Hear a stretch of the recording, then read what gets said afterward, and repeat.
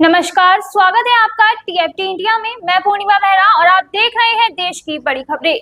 हरियाणा और जम्मू कश्मीर में विधानसभा चुनावों के नतीजे आ चुके हैं। हरियाणा में बीजेपी ने 48 सीटों पर कब्जा करके जीत हासिल की है।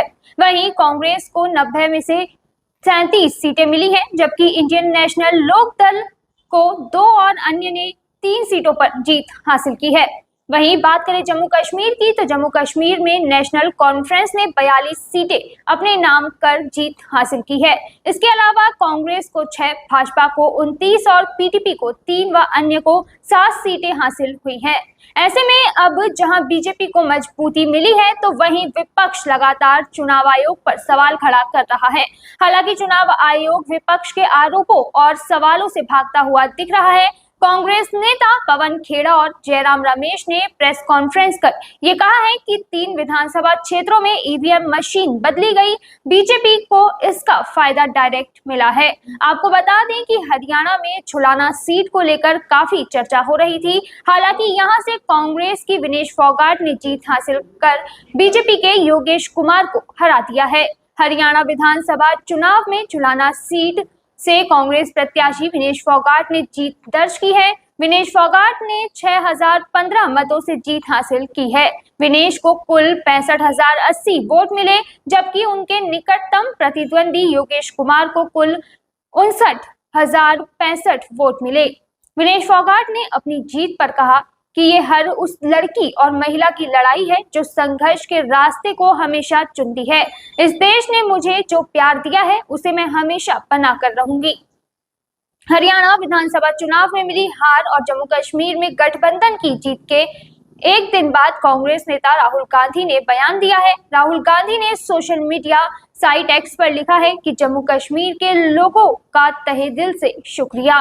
प्रदेश में इंडिया की जीत संविधान की जीत है, लोकतांत्रिक स्वाभिमान की जीत है। हम हरियाणा के अप्रत्याशित नतीजे का विश्लेषण कर रहे हैं। अनेक विधानसभा क्षेत्रों से आ रही शिकायतों से चुनाव आयोग को अवगत कराएंगे। उन्होंने कहा कि सभी हरियाणा वासियों को उनके समर्थन और हमारे बब्बर शेर कार्यकर्ताओं को उनके अथक परिश्रम के लिए दिल से धन्यवाद। हक का, सामाजिक और आर्थिक न्याय का, सच्चाई का यह संघर्ष जारी रखेंगे। आपकी आवाज बुलंद करते रहेंगे। इसके अलावा हरियाणा चुनाव परिणामों पर कांग्रेस सांसद किरण कुमार चमाला ने कहा है कि शुरुआती रुझान असामान्य थे। लगभग 60+ सीटें कांग्रेस के लिए थी, लेकिन थोड़े ही समय में परिणाम पलट गए। उन्होंने कहा कि हमने सोचा कि बीएस हुड्डा को पिछली बार अपने कुछ कोर सदस्यों को सीटें देने का इससे बड़ा मौका नहीं मिला, इसलिए हमने इस बार उन्हें महत्व दिया। इसलिए धारणा यह है कि आंतरिक कांग्रेस प्रणाली में कभी कभी समान सोच नहीं होती है। इसने हरियाणा को प्रभावित किया है। चमाला ने कहा कि आप और कुछ निर्दलीय उम्मीदवारों ने चुनाव लड़ा, इसलिए सत्ता विरोधी वोट दलों के बीच विभाजित हो गए।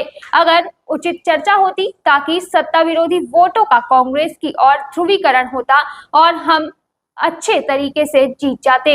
यहीं उन्होंने कहा कि फिर भी मैं इस नुकसान को पचा नहीं पा रहा हूं, क्योंकि हम हरियाणा में जीत की 100% उम्मीद कर रहे थे।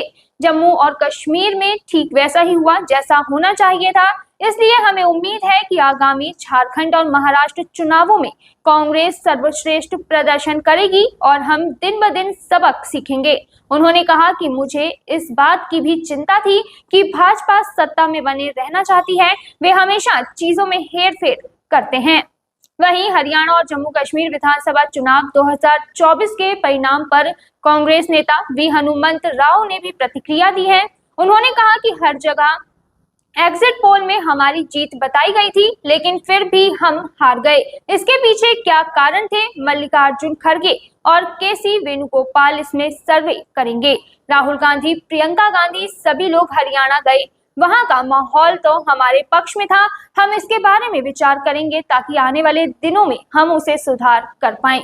उन्होंने कहा कि वहीं राहुल गांधी और प्रियंका गांधी जम्मू कश्मीर में भी गए, वहां के लोगों में बदलाव आया। हार जीत तो होती रहती है, लेकिन हमारी जीत को हर जगह दिखाया गया, इसलिए थोड़ी तकलीफ होती है। वहीं पीडीपी को लेकर उमर अब्दुल्ला ने भी बयान दिया है। उन्होंने कहा कि अभी हम इस पर कोई बातचीत नहीं कर रहे हैं। पीडीपी ने हमसे कोई संपर्क नहीं किया है।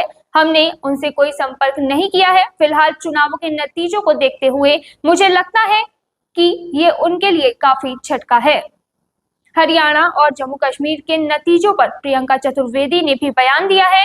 हरियाणा और जम्मू कश्मीर विधानसभा चुनाव के नतीजों पर शिवसेना सांसद प्रियंका चतुर्वेदी ने कहा, इंडिया गठबंधन ने जम्मू और कश्मीर में अच्छा काम किया है और सरकार बनने वाली है, लेकिन हरियाणा में कांग्रेस ने ही ये लड़ाई लड़ी है। वहां पर गठबंधन बन नहीं पाया था और उन्हें हार का सामना करना पड़ रहा है।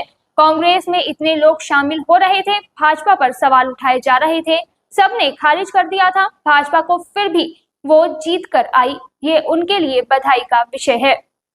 इसके अलावा हरियाणा और जम्मू कश्मीर के विधानसभा चुनाव नतीजों पर शिवसेना नेता संजय राउत ने कहा कि दोनों राज्यों का अपना अपना महत्व है, लेकिन भाजपा के लिए जम्मू कश्मीर का महत्व सबसे ज्यादा रहा। जहां से उन्होंने धारा 370 हटाई, वहां वे हार गए।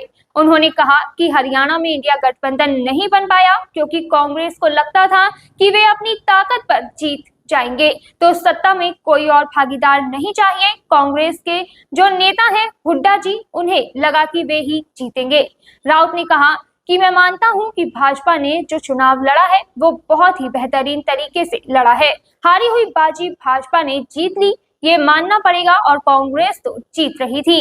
देश में कोई ऐसा नहीं कह रहा था कि भाजपा आ रही है, लेकिन भाजपा आ गई, भाजपा को मानना पड़ेगा। आपको बता दें कि हरियाणा में जीत के बाद सीएम नायब सिंह सैनी ने प्रधानमंत्री नरेंद्र मोदी से मुलाकात की। पीएम मोदी ने एक्स पर पोस्ट कर कहा, मैंने हरियाणा के मुख्यमंत्री नायब सिंह सैनी से मुलाकात की और विधानसभा चुनाव में बीजेपी की ऐतिहासिक जीत के लिए उन्हें बधाई दी। उन्होंने कहा कि मुझे विश्वास है कि विकसित भारत के संकल्प में हरियाणा की भूमिका और भी महत्वपूर्ण होने वाली है। वहीं सैनी ने कहा कि इस प्रचंड जीत का श्रेय प्रधानमंत्री मोदी को जाता है, जिन्होंने पिछले 10 वर्षों में ऐसी नीतियां और योजनाएं चलाई हैं जिसका लाभ गरीब व्यक्ति को भी मिल रहा है, किसान को भी मिल रहा है, युवा को भी मिल रहा है और महिलाओं को भी मिल रहा है। इसका परिणाम है मोदी जी की लोकप्रियता का परिणाम है। उन्हें देश के लोग प्यार करते हैं, जिसके परिणाम स्वरूप भाजपा हरियाणा में तीसरी बार प्रचंड बहुमत से आई है। मैं हरियाणा भाजपा के सभी कार्यकर्ताओं को भी आभार व्यक्त करता हूं। सैनी ने कहा कि उनकी मेहनत के कारण ही हम तीसरी बार सत्ता में आए हैं। तो फिलहाल इस खबर में बस इतना ही, फिर मिलेंगे नई खबरों में, तब तक देखते रहिए TFT इंडिया। धन्यवाद।